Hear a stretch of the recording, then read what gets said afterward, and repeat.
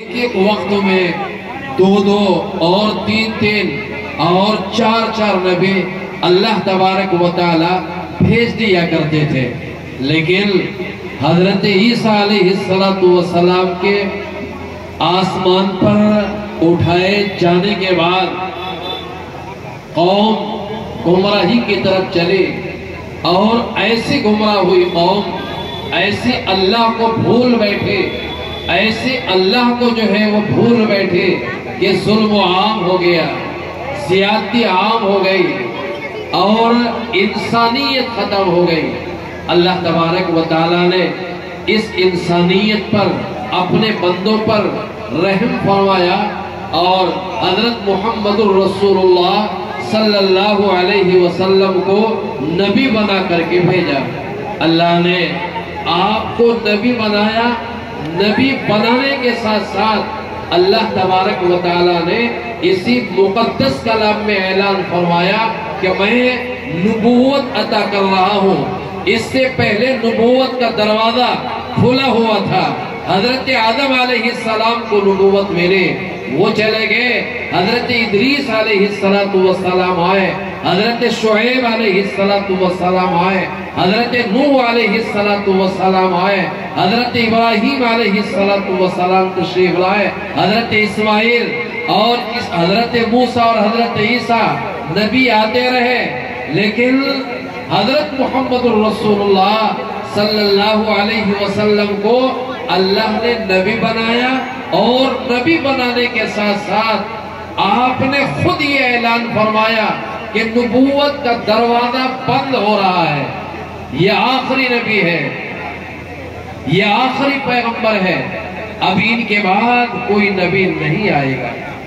یہ اعلان کس نے کیا ہے؟ اللہ نے کیا ہے۔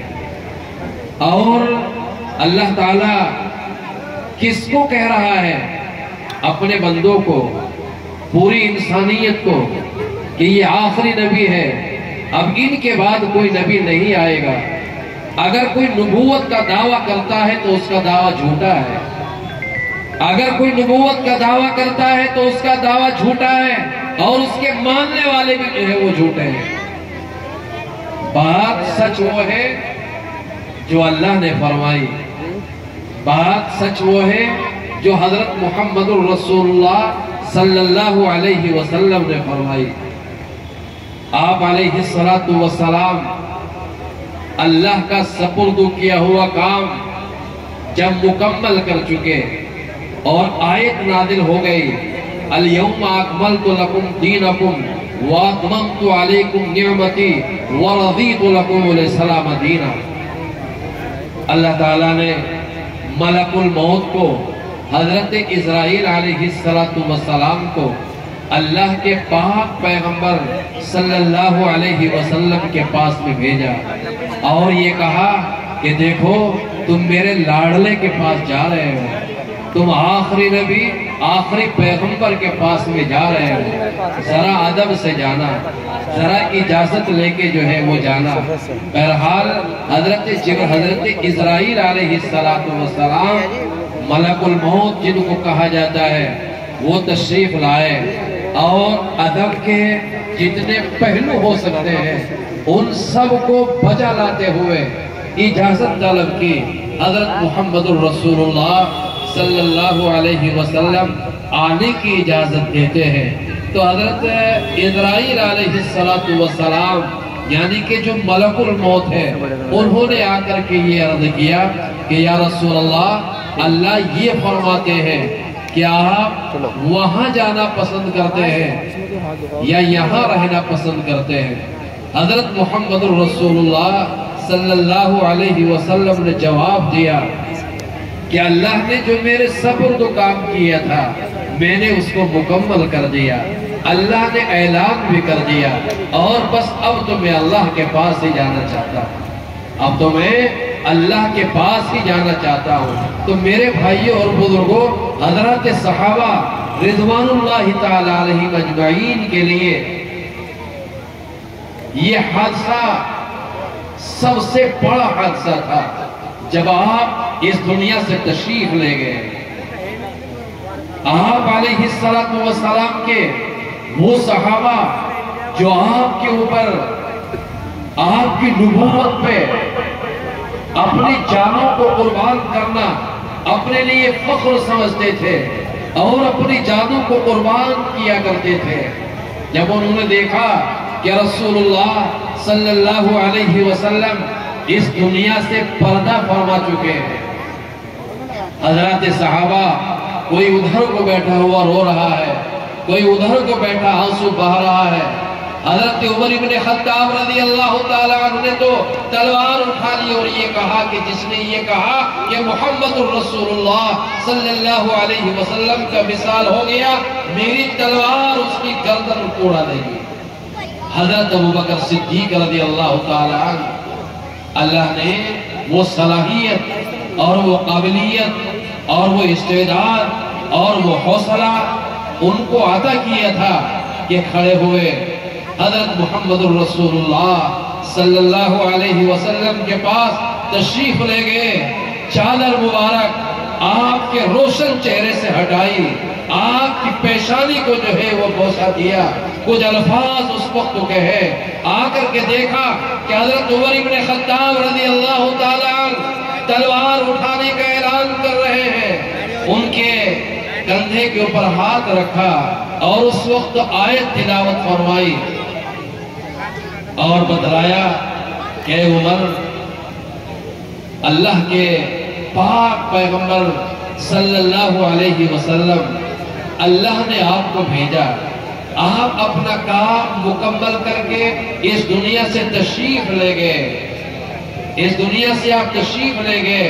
بہرحال یہ ایک موضوع ہے جو تفسیر طلب ہے، مجھے اس وقت یہ عرض کرنا ہے کہ حضرت محمد الرسول اللہ صلی اللہ علیہ وسلم دنیا سے تشریف لے گئے تو اس وقت کچھ فتنے کھڑے ہو گئے۔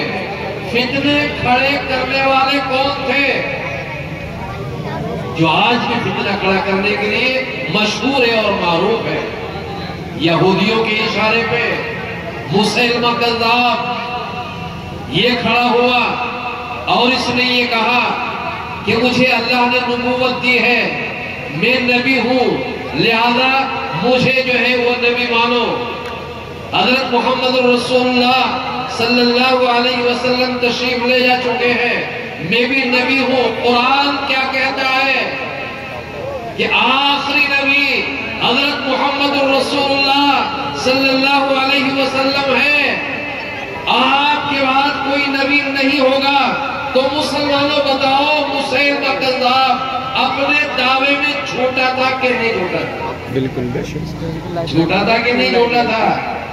اس وقت حالات اس طرح کے جو ہے وہ بنے۔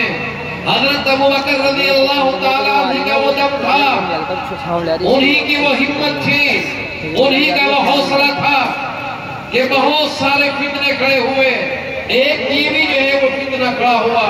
حضرت ابوبکر صدیق رضی اللہ تعالیٰ عنہ نے حضرات صحابہ کے مشورے سے اس کا مقابلہ کیا، اور آپ سمجھتے تھے کہ یہ فتنہ اگر آگے بڑھ گیا امت کے اندر انتشار کھڑا ہو جائے گا، اللہ کا عذاب آ جائے گا، اللہ کی ناراضگی آ جائے گی۔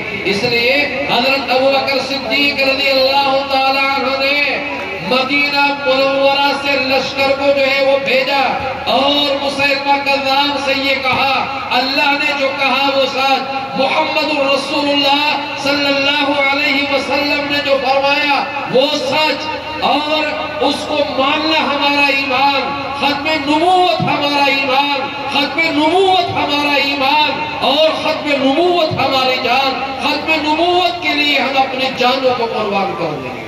اور یہ حضرت ابوبکر صدیق رضی اللہ تعالیٰ عنہ نے صرف کہا ہی نہیں بلکہ کر کے دکھلایا۔ اللہ نے مدد کی، ایک ہی سال میں بہت سارے فتنے حضرت ابوبکر صدیق رضی اللہ تعالیٰ عنہ نے اپنی حکمت سے، اپنی فکر مندی سے اور اپنی محنت سے جو ہے وہ دوا دیے۔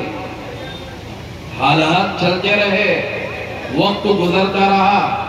جب یہاں انگریزی حکومت تھی، ایک اور شخص کھڑے ہوئے جن کا نام تھا غلام احمد، وہ قادیان کا رہنے والا تھا۔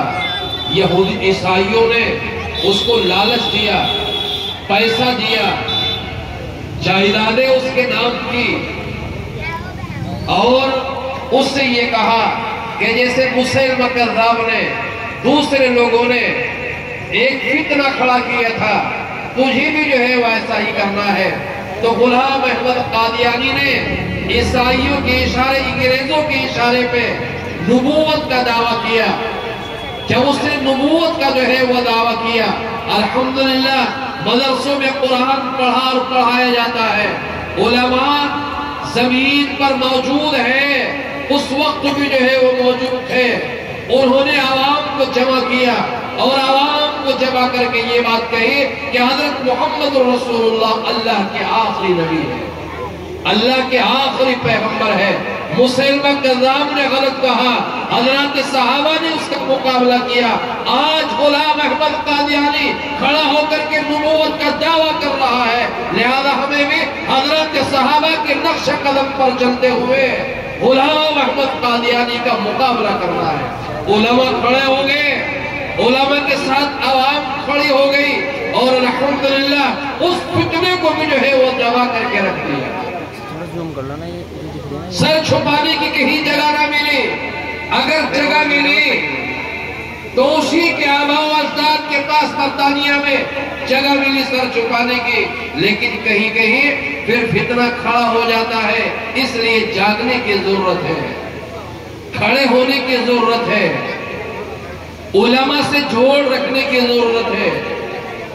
آج ایک فتنہ بڑی شدت کے ساتھ میں جو ہے وہ کھڑا ہو رہا ہے، فتنہ شکیلیت۔